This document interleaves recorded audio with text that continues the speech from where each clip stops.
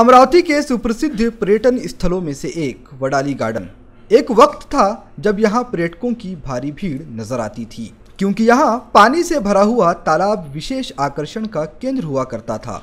लेकिन बीते 2 सालों से बारिश नहीं होने के कारण यह तालाब पूर्ण रूप से सूख चुका है। अब यहाँ पानी के कुछ खोलों के सिवा कुछ नजर नहीं आता, जिसकी वजह से वडाली पर्यटन क्षेत्र की रौनक संपूर्ण रूप से गायब हो चुकी है। वडाली तालाब में पानी खत्म होने से मच्छी मारों का व्यवसाय भी खत्म हो चुका है। वन्य प्राणियों को व पालतू मवेशियों को पीने के लिए पानी की भी काफी किल्लत हो रही है। तालाब का पानी सूख जाने से वडाली गार्डन की बोर्डिंग व्यवस्था भी बंद कर दी गई है, जिसकी वजह से पर्यटकों ने इस जगह से मुंह मोड़ लिया है, जिस पर उपाय योजना के तौर पर अमरावती महानगर पालिका के आयुक्त संजय निपाने तथा जिलाधीश शैलेश नवाल ने 18 मई व 19 मई को वडाली तालाब के खोलीकरण के लिए श्रमदान का आयोजन किया, जिसके चलते 18 मई की सुबह 6 बजे से यहां के तालाब की साफ सफाई के तहत गाल निकालने की शुरुआत की गई।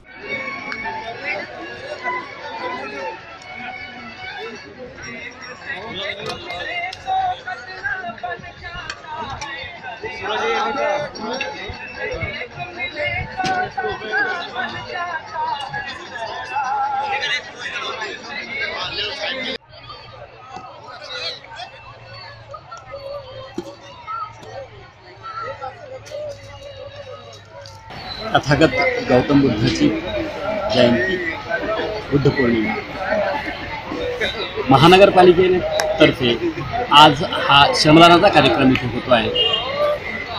बुद्धाने 2500 वर्षापूर्वी जगाला सांगितलं होतं की जगातलं महायुद्ध हे भविष्यात पाण्यासाठीच होणार आहे। पाणी म्हणजे जीवन आहे, पाणी वाचलं तरच जीवन वाचू शकतं आणि आज पाण्याचं दुर्भिक्ष्य सर्वत्र आपल्याला आढळून येत आहे। अमरावती महानगरपालिकेच्या वतीनं हा जो उपक्रम इथे राबविण्यात येत आहे श्रमदानाचा, आणि तोही विशेषत्वाने बुद्ध जयंतीच्या पर्वावर राबविण्यात येत आहे। बुद्धांनी सांगितलेलं हे तत्त्वज्ञान, पाणी वाचवायचं तत्त्वज्ञान, बाबासाहेब आंबेडकरांनी 1919 मध्ये असं सांगितलं होतं की भारतीयांना पाणी वापराचं तत्त्वज्ञान आपण शिकवायला पाहिजे। ते शाळेतून वॉटर लिटरसी नावाने त्यांनी असं म्हटलं होतं की वॉटर लिटरसी आपल्याला या भारतीयांना शिकवायला पाहिजे। तेव्हापासून जर आपण बाबासाहेब आंबेडकरांचं हे म्हणणं ऐकलं असतं तर आज या पाण्याचं दुर्भिक्ष्य आपल्याला पाहायला मिळालेलं नसतं। पण देर आहे दुरुस्त आहे असं जेव्हा म्हटलं जातं तेव्हा आज लोकांना खऱ्या अर्थानं पाण्याचं महत्त्व कळते आहे। बाबासाहेबांनी 1919 मध्ये सांगितलेलं वाक्य 2019 मध्ये का होईना 100 वर्षानंतर पटतं आहे।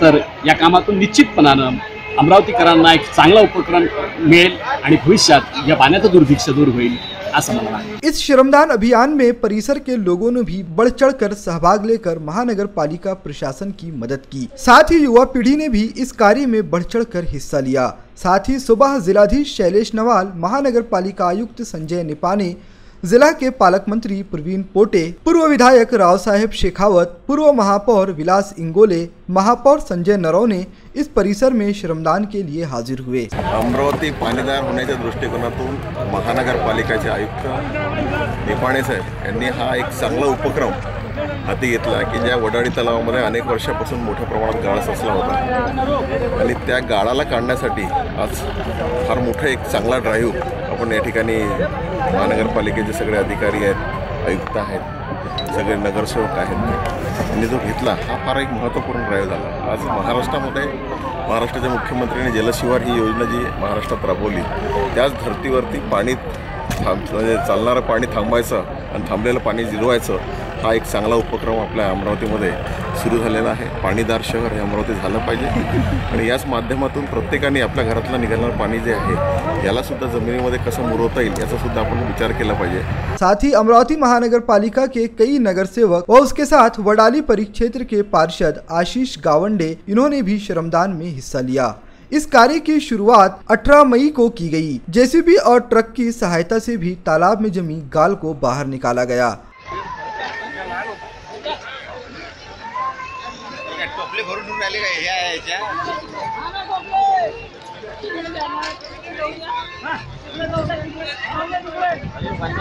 की आज अमरावतीमध्ये सकाळी 5 वाजतापासून श्रमदानाचा कार्यक्रम सुरू झालेला आहे, प्रोव्हिजन सुरू झालेली आहे आणि आज अमरावतीमधल्या आपल्या वडाळी तलावाची ही जी कंडिशन आहे, पूर्ण तलाव पूर्ण सुकलेला आहे। जे तुम्ही फोटोमध्ये TV मध्ये बातम्यांमध्ये बघता ती परिस्थिती अक्षरशः अमरावतीमध्ये आजच्या स्थितीला दिसून राहिली आहे। आज जर ही परिस्थिती अमरावतीची आहे तर तुम्ही उद्याचा विचार करा की उद्या आपल्या घरामध्ये पाण्याचे किती थेंब मोजून आपल्याला भांड्यामध्ये घ्यावं लागतं। गेल्या 30 वर्षापासून मी वडाळी तलाव बघते आहे, तर या वडाळी तलावामध्ये आल्यानंतर एक भीती वाटायची की आपण या पाण्यामध्ये बोटीमध्ये बसलो आणि ही बोट जर पलटी झाली आपण बसल्यानंतर तर आपण डुबलो, ते पाणी किती खोलवर असेल।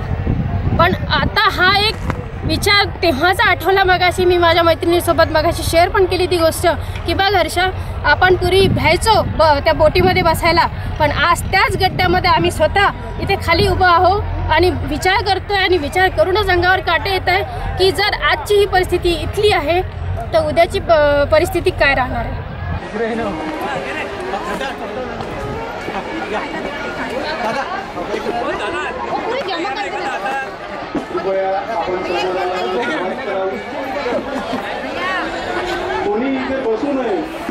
अमरावती महानगरपालिकेद्वारा वडाळी तलावाचा गाळ काढणे हा कार्यक्रम आज लोकांमधून घेण्यात आला आणि देशामध्ये जी पाणी टंचाई आहे त्यासाठी येणाऱ्या काळामध्ये अशा उपाययोजना करणे अत्यंत गरजेचे आहे आणि यामध्ये अमरावती महानगरपालिकेने लोकसहभागातून हा कार्यक्रम घेतला। अत्यंत चांगला कार्यक्रम आहे, अभिनंदनीय कार्यक्रम आहे। यामध्ये निश्चितपणे येणाऱ्या काळामध्ये अमरावती शहराला यह कार्यक्रम का फायदा है। अब कुछ ही दिनों में बारिश की शुरुआत होने वाली है। यह देखना दिलचस्प रहेगा कि 2 दिनों के श्रमदान के बाद क्या इस कार्य को यहीं स्थगित कर दिया जाएगा या फिर वडाली तालाब की पुरानी रौनक को वापस लाने के लिए महानगर पालिका नियमित रूप से कार्य करती रहेगी। आज दिनांक 18 मे रोजी मनपा प्रशासनाकडून वडाळी गार्डन येथील वडाळी तलावाची गाळ उपसणीचा कार्यक्रम आयोजन करण्यात आलेला आहे। सकाळी 6 वाजेपासून श्रमदान या कार्यक्रमाची सुरुवात झाली आहे। आज पर्यटकांनी इथे पाठ फिरवलेली आहे, पण या कार्यक्रमामुळे तलावाचे खोलीकरण झाले म्हणजे पाणी पुरवठा मुबलक होऊन पुन्हा याला गतवैभव प्राप्त होऊ शकतो। क्योंकि वडाली तालाब अमरावती शहर की शान के तौर पर देखा जाता था, लेकिन गुजरते वक्त के साथ जैसे जैसे वडाली तालाब में गाल जमा होता गया, पानी कम होता गया, इसके साथ ही तालाब का पूरा आकर्षण भी खत्म हो गया था। इस कार्य से यह उम्मीद तो की ही जा सकती है कि शायद आने वाले दिनों में एक बार फिर से वडाली परिक्षेत्र एक सुंदर पर्यटन स्थल के तौर पर नजर आए।